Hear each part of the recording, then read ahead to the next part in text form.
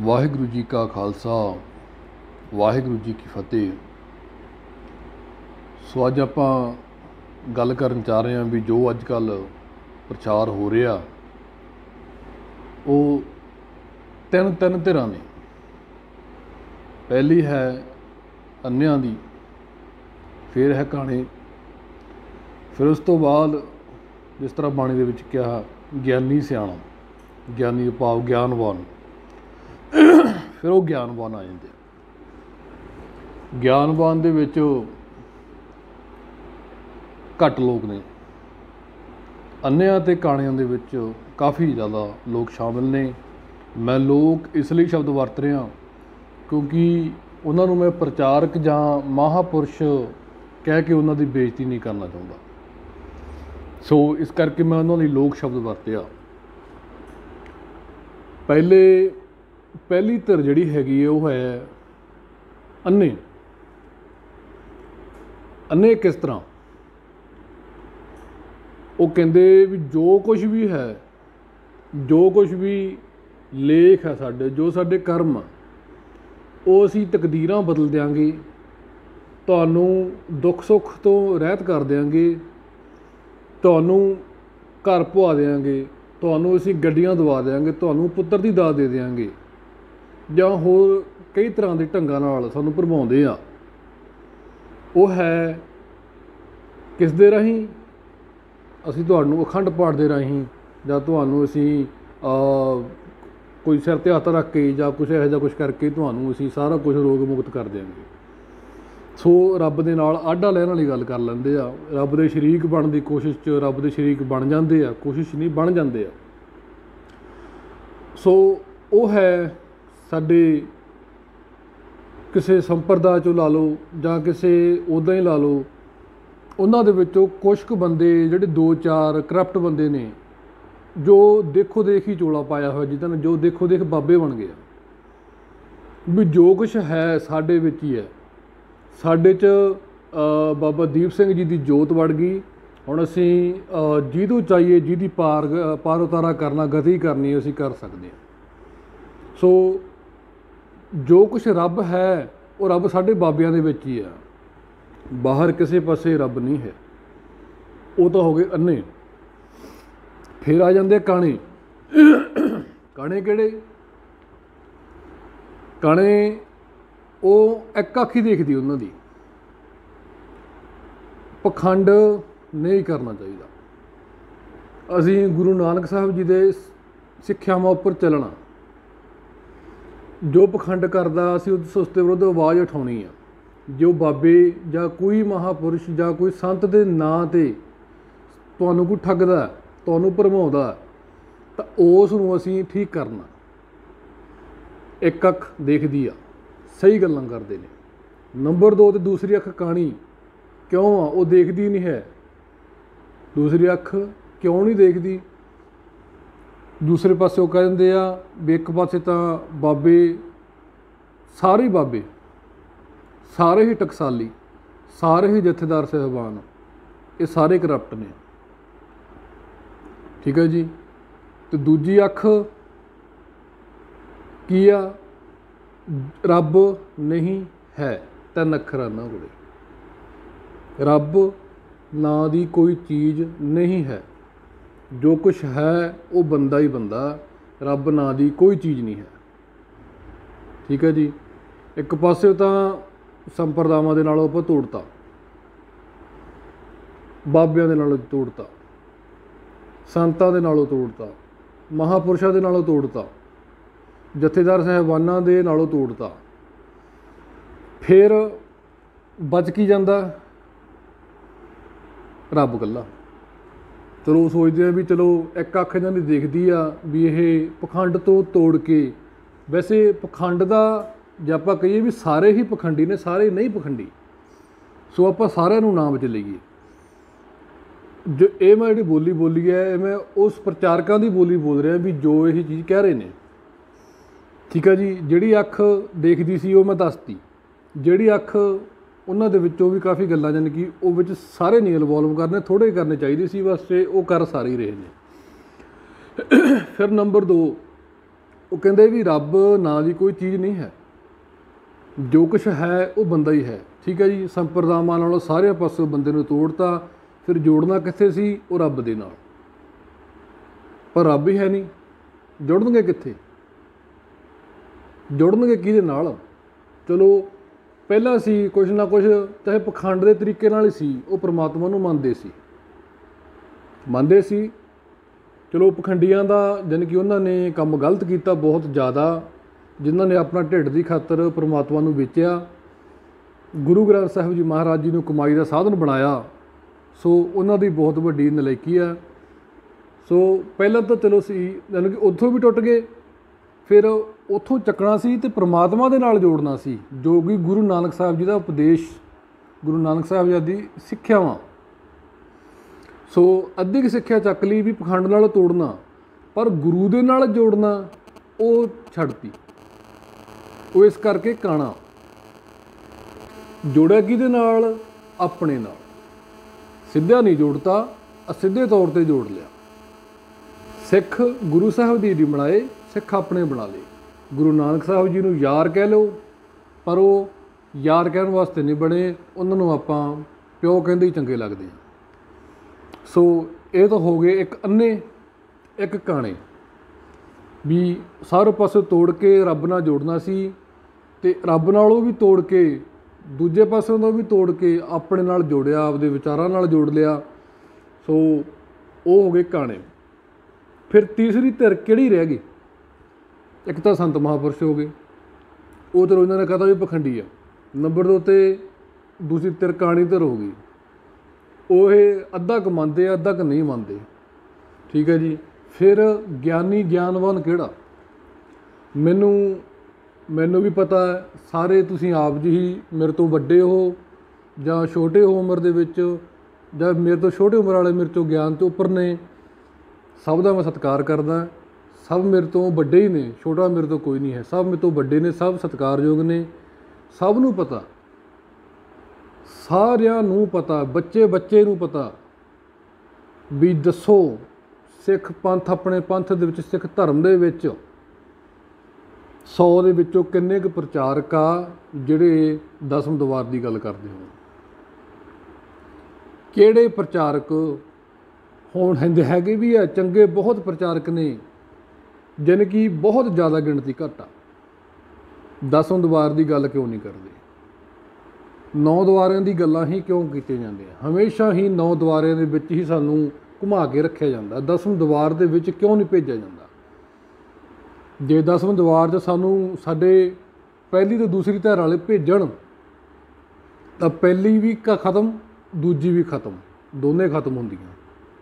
ਜਿਹੜੇ ਪਹਿਲੀ ਅਤੇ ਦੂਸਰੀ ਵਾਲੇ ਜਿਹੜੇ ਆਂਡੇ ਆ, ਇਹ ਕੋਈ ਹੋਰ ਨਹੀਂ ਰੱਖ ਕੇ ਗਿਆ, ਇਹ ਸ਼ੈਤਾਨ ਰੱਖ ਕੇ ਗਿਆ। ਇਹ ਸ਼ੈਤਾਨ ਸਾਰਾ ਕੁਛ ਘੁਮਾਈ ਫਿਰਦਾ।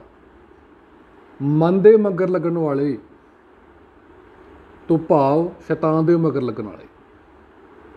ਜਿਹੜਾ ਸਾਡਾ ਮਨ ਹੈ ਨਾ, ਸਾਰੀ ਗੁਰੂ ਗ੍ਰੰਥ ਸਾਹਿਬ ਜੀ ਦੀ ਬਾਣੀ, ਇੱਕ ਅੱਖਰ ਨਹੀਂ, ਸਾਰੀ ਹੀ ਗੁਰੂ ਗ੍ਰੰਥ ਸਾਹਿਬ ਜੀ ਦੀ ਬਾਣੀ ਕਿਹਨੂੰ ਉਪਦੇਸ਼ ਆ? ਮਨ ਨੂੰ ਉਪਦੇਸ਼। ਇਹ ਮਨ ਦੇ ਆਲੇ ਦੁਆਲੇ ਹੀ ਘੁੰਮਦੀ ਹੈ, ਕਿਉਂਕਿ ਮਨ ਹੀ ਸਾਰੇ ਪੁਆੜਿਆਂ ਦੀ ਜੜ੍ਹ ਹੈ। ਇੱਕ ਮੈਂ ਸੁਣਿਆ ਸੀ, ਉਹ ਕਹਿੰਦੇ ਸੈਲਫ ਡਿਪੈਂਡ ਹੋਵੋ। ਸਵੇਰੇ ਉੱਠੇ ਹਾਂ ਵੀ ਕੁਛ ਕਰਨਾ, ਪਰ ਅੱਗੇ ਜਾ ਕੇ ਕੀ ਦੇਖਦੇ ਹਾਂ ਵੀ ਕਰਨ ਕੁਛ ਹੋਰ ਨਿਕਲੇ ਸੀ ਅਤੇ ਬਣ ਗਿਆ ਕੁਛ ਹੋਰ। ਹੋਇਆ ਉਹੀ ਜੋ ਪਰਮਾਤਮਾ ਨੂੰ ਭਾਇਆ। ਦਿਮਾਗ, ਮਨ ਤਾਂ ਬਹੁਤ ਕੁਛ ਕਹਿੰਦਾ, ਐਂ ਕਰ ਦਿਆਂਗੇ, ਚੱਕ ਦਿਆਂਗੇ, ਰੱਖ ਲਿਆਂਗੇ, ਹੈ ਨਾ, ਹੁੰਦਾ ਨਹੀਂ ਕੁਛ। ਹੁੰਦਾ ਉਹੀ ਹੈ ਜੋ ਪਰਮਾਤਮਾ ਨੂੰ ਭਾਉਂਦਾ। ਸੋ ਮਨ ਦੇ ਮਗਰ ਲੱਗਣਾ ਜਾਂ ਆਪਣੇ ਗੁਰੂ ਦੇ ਮਗਰ ਲੱਗਣਾ। ਮਨ ਦੀ ਮੱਤ ਵਰਤਣੀ ਆ ਮਨ ਮੱਤ, ਜਾਂ ਗੁਰੂ ਦੀ ਮੱਤ ਵਰਤਣੀ ਆ ਗੁਰਮੱਤ।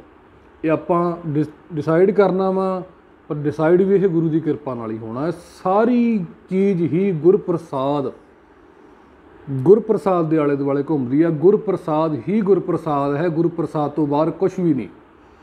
ਗੁਰੂ ਸਾਹਿਬਾਨ ਨੇ ਤਸੀਹੇ ਝੱਲੇ, ਤੱਤੀਆਂ ਤਵੀਆਂ 'ਤੇ ਬੈਠੇ, ਸਰਬੰਸ ਵਾਰਿਆ। ਗੁਰੂ ਨਾਨਕ ਸਾਹਿਬ ਜੀ ਨੇ ਬੋਲ ਕਬੋਲ ਸੁਣੇ। ਕਿਉਂ ਸੁਣੇ? ਉਹ ਕਹਿੰਦੇ ਗੁਰਪ੍ਰਸਾਦ।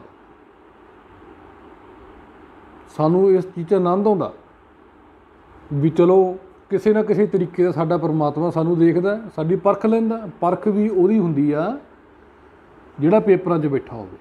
ਐਗਜ਼ਾਮ ਯਾਨੀ ਕਿ ਜਿਹਨੂੰ ਪਾਸ ਕਰਨਾ ਉਹਨੂੰ ਐਗਜ਼ਾਮ ਦੇ ਵਿੱਚ ਪਰਮਾਤਮਾ ਬਿਠਾਉਂਦਾ ਹੀ ਬਿਠਾਉਂਦਾ। ਹਰੇਕ ਦੇ ਦੁੱਖ ਤਕਲੀਫਾਂ ਆਉਂਦੀਆਂ ਨੇ, ਕੋਈ ਐਜ਼ ਆ ਮਨੁੱਖ ਨਹੀਂ ਹੋਵੇਗਾ ਜਿਹਦੇ 'ਤੇ ਦੁੱਖ ਤਕਲੀਫਾਂ ਨਹੀਂ ਆਈਆਂ। ਹਰ ਇੱਕ 'ਤੇ ਦੁੱਖ ਤਕਲੀਫਾਂ ਆਉਂਦੀਆਂ ਨੇ। ਉਹ ਬੰਦੇ ਨੂੰ ਠੋਕਰ ਲਾਉਣ ਦੀ ਖਾਤਰ ਵੀ ਬੰਦਿਆ ਜਾਗ ਸੁੱਤਾ ਨਾ ਰਹਿ, ਪਰਮਾਤਮਾ ਹੈ। ਸੋ ਅਸੀਂ ਉਹ ਠੋਕਰਾਂ ਲੱਗਦੀਆਂ ਅਤੇ ਉਹ ਠੋਕਰਾਂ ਦੇ ਵਿੱਚ ਹੀ ਪਰਮਾਤਮਾ ਨੂੰ ਕਹਿੰਦੇ ਚੱਲ ਓਏ ਤੇਰੇ ਵਰਗੇ 20 ਫਿਰਦੇ ਇੱਥੇ, ਰੱਬ ਰੁੱਬ। ਠੀਕ ਹੈ ਜੀ। ਗਿਆਨਵਾਨ ਅਤੇ ਅੰਨੇ ਅਤੇ ਕਾਣੇ ਤਾਂ ਹੋ ਗਿਆ ਜੀ ਦੋ ਤਰ੍ਹਾਂ। ਤੀਜੀ ਧਿਰ ਗਿਆਨਵਾਨ ਦੀ ਆ ਗਈ ਵੀ ਦੱਸੋ ਵੀ ਇਸ ਪ੍ਰਚਾਰ ਇਹ 10ਵੇਂ ਦੁਆਰ ਦਾ ਕਿਉਂ ਨਹੀਂ ਕਰਦੇ। ਨਾ ਪਹਿਲੀ ਧਿਰ ਕਰਦੀ ਆ ਨਾ ਦੂਸਰੀ ਧਿਰ ਕਰਦੀ ਆ। ਪਹਿਲੀ ਧਿਰ ਤਾਂ ਕਹਿੰਦੀ ਵੀ ਜੋ ਕੁਛ ਹੈ ਉਹ ਸਾਡੇ ਮਹਾਂਪੁਰਸ਼ਾਂ ਦੇ ਵਿੱਚ ਹੀ ਜੋਤ ਵੜ ਗਈ ਆ ਕੇ, ਹੁਣ ਇਹਨਾਂ ਨੇ ਹੀ ਅਖੰਡ ਪਾਠ ਤੁਹਾਡਾ ਕਰਾ ਦੇਣਾ ਅਤੇ ਦੇਖਿਓ ਸਹੀ ਫਿਰ ਤੁਹਾਨੂੰ ਇਹ ਤਕਦੀਰਾਂ ਚੇਂਜ ਕਰ ਦਿਆਂਗੇ। ਲੇਖ ਨਾ ਮਿਟੇ ਹੀ ਹੇ ਸਖੀ ਜੋ ਲਿਖਿਆ ਕਰਤਾਰ। ਜੋ ਕਰਤਾਰ ਨੇ ਲਿਖਤਾ ਉਹ ਮਿਟਦਾ ਨਹੀਂ ਹੁੰਦਾ। ਇਹ ਚੀਜ਼ਾਂ ਜਿਹੜੀ ਬਾਣੀ ਦੀ ਤੋਕ ਹੈ ਇਹ ਦੋਨਾਂ 'ਤੇ ਲਾਗੂ ਹੁੰਦੀ ਆ, ਪਹਿਲੀ 'ਤੇ ਵੀ ਦੂਜੀ 'ਤੇ ਵੀ। ਪਹਿਲੀ ਕਹਿੰਦੀ ਆ ਸਾਡੇ ਬਾਬੇ ਬਦਲ ਦੇਣਗੇ ਅਤੇ ਦੂਜੀ ਧਿਰ ਕਹਿੰਦੀ ਆ ਨਹੀਂ ਅਸੀਂ ਖੁਦ ਬਦਲ ਕੇ ਦੇਖਣਾ, ਅਸੀਂ ਖੁਦ ਚੱਕ ਦੇਵਾਂਗੇ ਫੱਟੇ, ਸੈਲਫ ਡਿਪੈਂਡ ਬਣ ਜਾਂਗੇ, ਨਾ ਉਹ ਤੋਂ ਚੇਂਜ ਹੋਣਾ ਨਾ ਉਹ ਤੋਂ ਚੇਂਜ ਹੋਣਾ ਕਿਸੇ ਤੋਂ ਨਹੀਂ। ਜਿੰਨਾ ਚਿਰ ਸਾਡੇ ਅੱਖਾਂ ਦੇ ਮੂਹਰੇ ਮਾਇਆ ਦਾ ਪਰਦਾ ਉਨਾ ਚਿਰ ਤੁਸੀਂ ਪਰਮਾਤਮਾ ਦੇ ਦਰਸ਼ਨ ਨਹੀਂ ਕਰ ਸਕਦੇ। ਇਹ ਮਾਇਆ ਦਾ ਪਰਦਾ ਜਿੰਨਾ ਮਰਜ਼ੀ ਬੰਦਾ ਜ਼ੋਰ ਲਾ ਲੇ, ਜਿੰਨੇ ਮਰਜ਼ੀ ਅਖੰਡ ਪਾਠ ਰਖਵਾ ਲੇ, ਜਿੰਨੇ ਮਰਜ਼ੀ ਤਪ ਕਰ ਲਵੇ, ਤਪੱਸਿਆ ਕਰ ਲਵੇ, 100 ਸਾਲ ਕਰ ਲਵੇ, ਜਿੰਨੇ ਮਰਜ਼ੀ ਤਰਕ ਕਰ ਲਵੇ, ਇਹ ਮਾਇਆ ਦਾ ਪਰਦਾ ਉਦੋਂ ਚੱਕ ਹੋਣਾ ਜਦੋਂ ਪਰਮਾਤਮਾ ਦੀ ਮਿਹਰ ਹੋਈ। ਉਸਨੇ ਆਪਾਂ ਨੂੰ ਦਇਆ ਦਾ ਪਾਤਰ ਸਮਝਿਆ ਵੀ ਇਹ ਦਇਆ ਕਰਨ ਦਾ ਪਾਤਰ ਹੈ। ਦਇਆ ਦੇ ਪਾਤਰ ਬਣੋ। ਪਾਤਰ ਬਣਨਾ ਕਾਹਦੇ ਨਾਲ? ਭਾਵਨਾ ਦੇ ਨਾਲ। ਜਿਹੜਾ ਸਾਡੇ ਅੰਦਰਲਾ ਰੱਬ ਹੈ ਨਾ, ਜਿਹਨੂੰ ਪਰਮ ਪੁਰਖ ਦੀ ਘਾਟੀ ਜਿੱਥੇ ਰਹਿੰਦਾ, ਹੇਮਕੁੰਟ ਪਰਬਤ ਹੈ ਜਹਾਂ, ਹੇਮਕੁੰਟ ਪਰਬਤ ਜਿੱਥੇ ਰਹਿੰਦਾ ਉਹ ਪਰਮਾਤਮਾ, ਉਹ ਸਾਨੂੰ ਦੋ ਚੀਜ਼ਾਂ ਸਾਨੂੰ ਚਾਹੀਦੀਆਂ। ਅੰਦਰਲੇ ਪਰਮਾਤਮਾ ਨੂੰ ਮਹਿਸੂਸ ਕਰਨ ਦੀ ਖਾਤਰ, ਉਸ ਨੂੰ ਦੇਖਣ ਦੀ ਖਾਤਰ। ਉਹ ਸਾਡੀ ਭਾਵਨਾ ਵਾਲਾ ਵੀ ਅਸੀਂ ਉਸ ਨੂੰ ਮਹਿਸੂਸ ਹੀ ਕਰਨਾ ਜਾਂ ਦੇਖਣਾ ਵੀ ਹੈ। ਜਿਹੋ ਜਿਹੀ ਭਾਵਨਾ ਉਹੋ ਜਿਹਾ ਫਲ ਲੱਗਦਾ।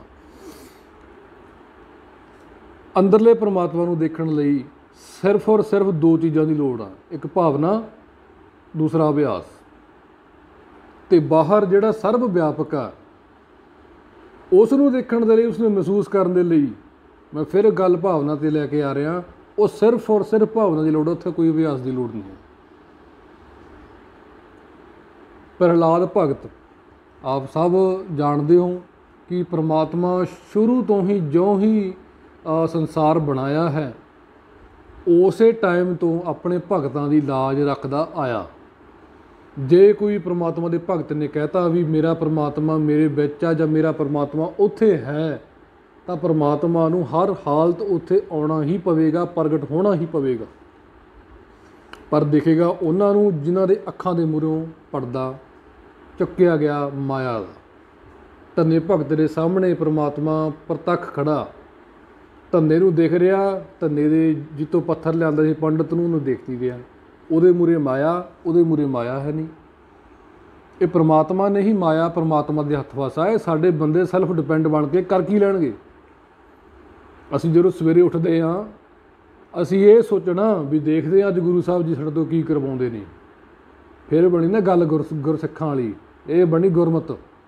ਜੇ ਕਹਿਣ ਵੀ ਅਸੀਂ ਅੱਜ ਚੱਕਦੇ ਹਾਂ, ਅੱਜ ਮੈਂ ਸਵੇਰੇ ਉੱਠਿਆ, ਅੱਜ ਮੈਂ ਉਹ ਕੰਮ ਕਰਕੇ ਫਤਿਹ ਕਰਕੇ ਆਊਂਗਾ, ਪਰ ਬਣਦਾ ਕੀ ਆ? ਰਾਹ 'ਚ ਟਾਇਰ ਪੈਂਚਰ ਹੋ ਜਾਂਦਾ, ਬੈਠੇ ਰਹੋ ਟਿਕ ਕੇ। ਨੇੜੇ ਤੇੜੇ ਦੁਕਾਨ ਵੀ ਹੈ ਨਹੀਂ, ਸਟਿੱਪਣੀ ਲਾਉਣੀ ਸਾਨੂੰ ਆਉਂਦੀ ਨਹੀਂ, ਸਾਨੂੰ ਗਰਮੀ ਲੱਗਦੀ ਏ ਸੀ 'ਚ ਆਉਂਦਿਆਂ ਨੂੰ ਬਾਹਰ। ਸੋ ਮਨ ਦੇ ਮਗਰ ਨਾ ਲੱਗੋ, ਮਨ ਦੀ ਮੱਤ ਨਾ ਵਰਤੋ, ਕਿਉਂਕਿ ਸਾਰੀ ਗੁਰੂ ਗ੍ਰੰਥ ਸਾਹਿਬ ਜੀ ਦੀ ਬਾਣੀ ਮਨ ਨੂੰ ਹੀ ਉਪਦੇਸ਼ ਦਿੰਦੀ ਆ, ਉਹਨੂੰ ਤਕੜਾ ਕਰਦੀ ਆ, ਉਸਨੂੰ ਸਮਝਾਉਂਦੀ ਆ, ਉਸਨੂੰ ਸਾਧਦੀ ਆ। ਗੁਰਮਤਿ ਤਿਆ ਮਨਾ, ਗੁਰਮਤਿ ਤਿਆ, ਗੁਰੂ ਦੀ ਮੱਤ ਬਣਾ। ਪਰ ਸਾਡੇ ਪ੍ਰਚਾਰਕ, ਸਾਡੀ ਜਿਹੜੀ ਕਾਣੀ ਧਿਰਾ, ਉਹ ਸਾਨੂੰ ਪਖੰਡੀਆਂ ਨਾਲੋਂ ਤੋੜ ਕੇ ਇੱਕ ਕੰਮ ਸਹੀ ਕਰਕੇ ਦੂਜਾ ਫੇਰ ਗਲਤ ਕਰੀ ਜਾਂਦੀ ਆ ਵੀ ਰੱਬ ਹੈ ਨਹੀਂ। ਉੱਧਰੋਂ ਵੀ ਤੋੜਤਾ, ਉੱਧਰੋਂ ਵੀ ਤੋੜਤਾ, ਜੋੜਿਆ ਆਪਣੇ ਨਾਲ ਆ। ਉਹ ਫਿਰ ਕੀ ਕਰਦੇ ਆ? ਪਿੱਛੇ ਦੇਖਦੇ ਆ, ਅੱਗੇ ਖੂਹ ਪਿੱਛੇ ਖਾਈ, ਉਹ ਪਿੱਛੇ ਦੇਖਦੇ ਆ ਵੀ ਇੱਧਰ ਤਾਂ ਬਾਬੇ ਪਖੰਡੀ ਆ, ਗਾਂਹ ਦੇਖਦੇ ਆ ਵੀ ਰੱਬ ਵੀ ਹੈ ਨਹੀਂ, ਹੁਣ ਕਿੱਥੇ ਖੜ੍ਹੇ ਆ, ਇੱਧਰ ਚੱਲੀਏ, ਫਿਰ ਉਹ ਵਿੱਚ ਵਿਚਾਲੇ ਜਿਹੇ ਵੜ ਜਾਂਦੇ ਆ। ਠੀਕ ਹੈ ਜੀ, ਇੱਕ ਕੰਮ ਸਹੀ ਕਰਦੇ, ਦੂਜਾ ਗਲਤ ਕਰਤਾ। ਗੁਰੂ ਨਾਨਕ ਸਾਹਿਬ ਜੀ ਦਾ ਨਾਮ ਵਰਤ ਲਿਆ, ਸਿੱਖਿਆਵਾਂ ਵੀ ਚੱਕ ਲਈਆਂ ਉਹਨਾਂ ਦੀਆਂ, ਅਪਣਾ ਵੀ ਲਈਆਂ, ਅਤੇ ਆਖਰ ਤੇ ਕਹਤਾ ਰੱਬ ਹੈ ਨਹੀਂ, ਚੱਕ ਲਓ। ਘਰੋਂ ਤਾਂ ਨਿਕਲਿਆ ਏ ਅਤੇ ਉਹ ਗਾਂਹ ਕਦੇ ਹੋਰ ਹੀ ਪਾਸੇ ਵੜ ਗਏ। ਅਤੇ ਦੂਸਰੀ ਧਿਰ ਕਹਿੰਦੀ ਆ ਜਿਹੜੀ ਅੰਨੀ ਆ, ਉਹ ਕਹਿੰਦੇ ਵੀ ਜੋ ਕੁਛ ਹੈ ਸਾਡੇ ਬਾਬਾ ਜੀ ਕੋਲ ਹੀ ਹੈ, ਇੱਥੋਂ ਹੀ ਸਾਡਾ ਪਾਰ ਉਤਾਰਾ ਹੋਣਾ ਵਾ, ਇਹ ਸਾਨੂੰ ਅਖੰਡ ਪਾਠ ਕਰਾ ਕੇ ਪਤਾ ਨਹੀਂ ਕਿੱਡੀ ਵੱਡੀ ਗੱਡੀ ਦਵਾ ਦੇਣਗੇ, ਜਾਂ ਸਾਨੂੰ ਇਹ ਸੁੱਖ ਪ੍ਰਦਾਨ ਕਰ ਦੇਣਗੇ, ਸਾਡੇ ਮੱਥੇ 'ਚ ਤਕਦੀਰਾਂ ਬਦਲ ਦੇਣਗੇ। ਇਹ ਤਕਦੀਰਾਂ ਨਹੀਂ ਬਦਲਦੀਆਂ ਹੁੰਦੀਆਂ, ਇਹ ਭੁਲੇਖੇ ਆ। ਸੋ ਇੰਨੀਆਂ ਕੁ ਗੱਲਾਂ ਮੈਂ ਕਰਨੀਆਂ ਸੀਗੀਆਂ। ਅਗਰ ਕਿਸੇ ਨੂੰ, ਮੇਰੇ ਵੀਰ ਭਾਈ ਨੂੰ, ਮੇਰੇ ਤੋਂ ਵੱਡੇ ਨੂੰ ਦੁੱਖ ਪਹੁੰਚਿਆ ਹੋਵੇ ਤਾਂ ਉਹ ਮੈਨੂੰ ਮਾफ़ ਕਰਦਾ ਏ, ਅਤੇ ਮਾफ़ੀ ਦਾ ਪਾਤਰ ਮੈਂ ਹੈਗਾ ਵਾਂ, ਕਿਉਂਕਿ ਮੈਂ ਤੁਹਾਡੀ ਬਹੁਤ ਇੱਜ਼ਤ ਕਰਦਾ ਵਾਂ। ਪਰ ਮੈਂ ਉਹਨਾਂ ਦੀ ਇੱਜ਼ਤ ਜਮਾਂ ਵੀ ਨਹੀਂ ਕਰਦਾ ਜਿਹੜੇ ਮੇਰੇ ਪਰਮਾਤਮਾ ਨੂੰ ਕਹਿੰਦੇ ਆ ਵੀ ਹੈ ਨਹੀਂ, ਅਤੇ ਦੂਜੇ ਉਸ ਪਰਮਾਤਮਾ ਨੂੰ ਵੇਚੀ ਜਾਂਦੇ ਆ, ਇੱਕ ਕਹਿੰਦੇ ਪਰਮਾਤਮਾ ਹੀ ਹੈ ਨਹੀਂ। ਸੋ ਮੈਂ ਜਿਹੜੀ ਤੀਸਰੀ ਧਿਰ ਆ ਗਿਆਨਵਾਨਾਂ ਦੀ, ਉਹਨਾਂ ਨੂੰ ਮੇਰਾ ਪ੍ਰਣਾਮ ਹੈ। ਸੋ ਸਾਨੂੰ ਵੱਧ ਤੋਂ ਵੱਧ ਪ੍ਰਚਾਰਕ ਉਹ ਉੱਠਣੇ ਚਾਹੀਦੇ ਆ, ਕਿਉਂਕਿ ਉਹਨਾਂ ਨੂੰ, ਉਹ ਪ੍ਰਚਾਰਕਾਂ ਨੂੰ ਹਮੇਸ਼ਾ ਦਬਾਇਆ ਜਾਂਦਾ ਵੀ ਨਹੀਂ ਤੁਸੀਂ ਬੈਠੋ, ਤੁਹਾਨੂੰ ਨਹੀਂ ਕੋਈ ਪਤਾ, ਇਹਨਾਂ ਨੂੰ ਕੀ ਪਤਾ। ਬਾਕੀ ਉਹ ਪਰਮਾਤਮਾ ਨੂੰ ਮੰਨਦੇ ਮੁੰਦੇ ਹੈ ਨਹੀਂ ਗੇ। ਪਹਿਲੀ ਅਤੇ ਦੂਸਰੀ ਧਿਰ ਵਾਲੇ ਉਹ ਸਿਰਫ ਔਰ ਸਿਰਫ ਉਹ ਭਰਮ ਭੁਲੇਖਿਆਂ 'ਚ ਤੁਰੇ ਫਿਰਦੇ ਆ। ਸੋ ਇੰਨੀਆਂ ਕੁ ਬੇਨਤੀਆਂ ਮਨਜ਼ੂਰ ਕਰਿਓ ਜੀ। ਵਾਹਿਗੁਰੂ ਜੀ ਕਾ ਖਾਲਸਾ, ਵਾਹਿਗੁਰੂ ਜੀ ਕੀ ਫਤਿਹ।